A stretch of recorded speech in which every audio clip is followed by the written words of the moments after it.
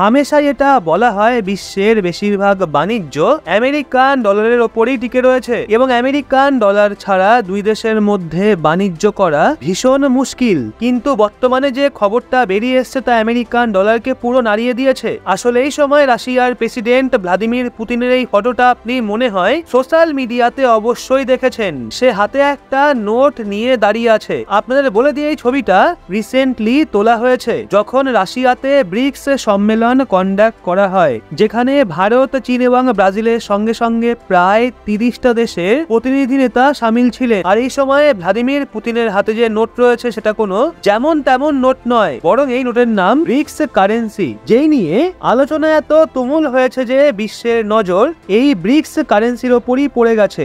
আর বিশেষ করে এটা পশ্চিমী দেশগুলোর জন্য চিন্তার বিষয়, কারণ এই কারেন্সি আমেরিকান ডলারের দাদাগিরিকে শেষ করে তাদের অহংকার মাটিতে মেশাতে পারে। আর রিপোর্টে আমরা পরিষ্কার দেখতে পারি এই বিষয়টা দাবি করা হচ্ছে ব্রিক্সের মিটিং এ যে নতুন ব্যাংক নোট দেখতে পাওয়া গেছে সেটা ডলারের সাম্রাজ্যে ভাগ বসাতে চলেছে। তো পুরো এই বিষয়টা কি, তো পুরো এই বিষয়টা আমরা জানবো। কিন্তু এগিয়ে যাওয়ার পূর্বে ভারত এবং রাশিয়ার দ্বারা বাড়িয়ে যাওয়া ব্রিক্সের শক্তিকে বিশ্ব সেলাম করছে, তো তার জন্য ভিডিওটা একটা লাইক করে চ্যানেলটা সাবস্ক্রাইব অবশ্যই করে নিন। আসলে এই কথাটা বর্তমান সময়ে বিশ্বের সব দেশে চলছে, যেখানে প্রশ্ন আন্তর্জাতিক বাণিজ্যের আসে, মানে দুই দেশের মাঝে ট্রেড করার ব্যাপার আসে, তো সবার প্রথমেই নাম আসে আমেরিকান ডলারের। কারণ বর্তমান সময় আমেরিকান ডলারের আধিপত্য এতটাই বেশি যে বিশ্বের বেশিরভাগ দেশ আমেরিকান ডলারে বাণিজ্য করার জন্য তৈরি আছে। আর অন্যান্য সব লোকাল কারেন্সিকে কেউ ফিরেও দেখে না। তো পরিসংখ্যান অনুযায়ী বর্তমান সময়ে বিশ্বের 80% বাণিজ্যের কন্ট্রোল শুধুমাত্র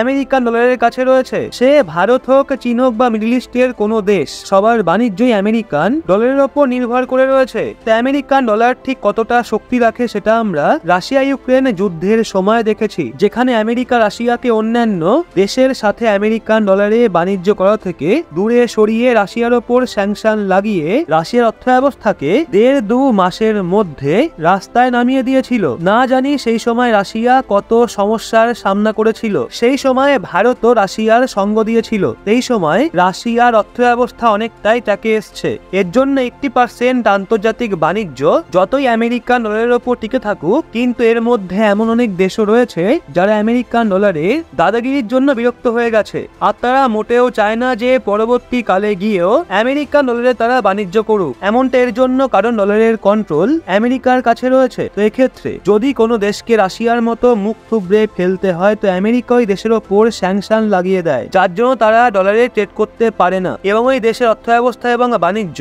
মহা সংকটে পড়ে। আমেরিকান ডলারের জন্য সবচেয়ে বেশি বিরক্ত রাশিয়া। আর একই রকম স্যাংশনের কবলে ইরানও রয়েছে। সেই জন্য আমেরিকান ডলারের থেকে বাঁচার জন্য ইরান বিগত কয়েক বছর ধরে এমন কিছু পদ্ধতি বের করতে চেয়েছিল যার মাধ্যমে অনেক দেশ নিজেদের মধ্যে বাণিজ্য করতে পারে এবং কারোর ওপর স্যাংশনের ভয়ও না থাকে। তো বহু চেষ্টার পর এখন তার সমাধান বেরিয়ে এসছে। আর তার পরিণাম এতটাই ভয়াবহ যে এই বিষয়টা পশ্চিমী দেশগুলোর অত সহজে হজম হবে না, কারণ রাশিয়ার দ্বারা সঞ্চালন করা ব্রিক্স অর্গানাইজেশনে সামিল দেশ আমেরিকান ডলারকে কাউন্টার করার জন্য একটা গ্র্যান্ড প্ল্যান তৈরি করেছে। আর খবর বেরিয়ে আসছে রাশিয়ার প্রেসিডেন্ট ভ্লাদিমির পুতিন একটা এমন ব্যাংক নোটকে ফোকাসে এনেছে যার নাম রাখা হয়েছে ব্রিক্স। আর এই ব্যাংক নোটকে আমেরিকান ডলারের জবাব রূপে দেখা হচ্ছে। তো এখন আপনারা যে কারেন্সি দেখতে পাচ্ছেন এরই নাম হলো ব্রিক্স কারেন্সি। যদিও এটা এক ধরনের ডেমো, যেটা রাশিয়া স্বয়ং ব্রিক্সের মিটিং এর দরুন সব দেশকে দেখিয়ে দেয় যে ব্রিক্সের কারেন্সি অনেকটা এরকম হবে,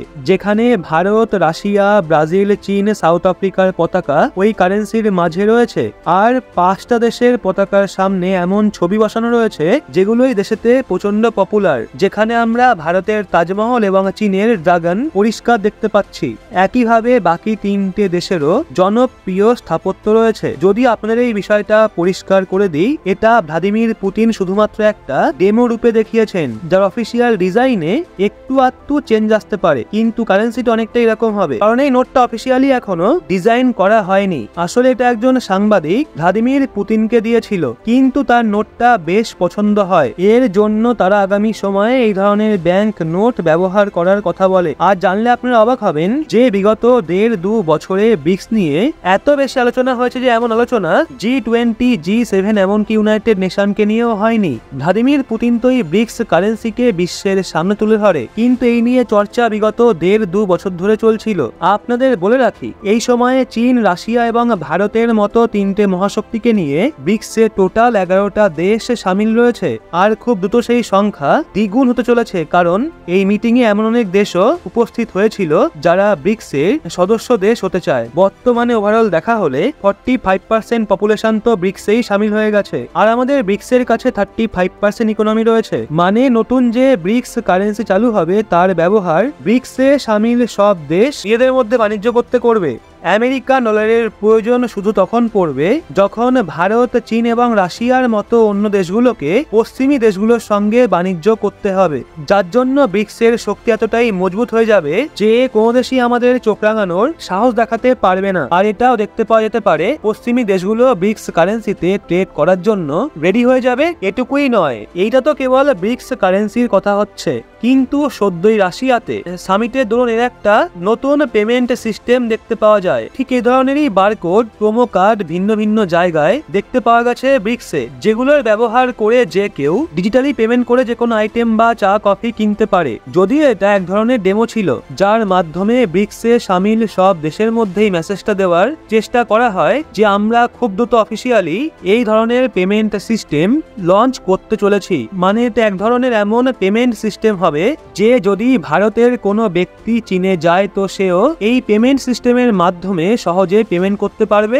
মানে আমাদের পয়সাকে এক্সচেঞ্জ করার জন্য যত রাজ্যে ঝামেলা পোহাতে হবে না, আমরা এই দেশগুলোর মধ্যেই পেমেন্ট সিস্টেমের মাধ্যমে খুবই সহজে পেমেন্ট করতে পারবো। আর এটাও হতে পারে ব্রিক্সে যে কারেন্সি আনভিল করা হয়েছে সেটাকে অফিসিয়ালি লঞ্চ নাও করা হতে পারে, আর এই ডিজিটাল পেমেন্ট সিস্টেমকেই প্রমোট করা হয়। তো দুই দেশের মধ্যে যে ইম্পোর্ট এক্সপোর্ট হবে তার জন্য নিজেদের লোকাল কারেন্সিকে কনভার্ট করে ডিজিটালি পেমেন্ট করা হবে, কারণ এই বিষয়ে কোনো সন্দেহ নেই যে আগামী সময়ে সবকিছু ডিজিটালি হবে। কিন্তু যতক্ষণ না এই সিস্টেম অফিসিয়ালি এবং গ্লোবালি চালু হচ্ছে ততক্ষণের জন্য ব্রিক্সের সমস্ত দেশ এই বিষয়ে এগ্রিমেন্ট করেছে যে আমরা আমাদের লোকাল কারেন্সিতেই নিজেদের মধ্যে ট্রেড করব, যেমন ভারতীয় রুপি দিয়েও আমরা ট্রেড করব।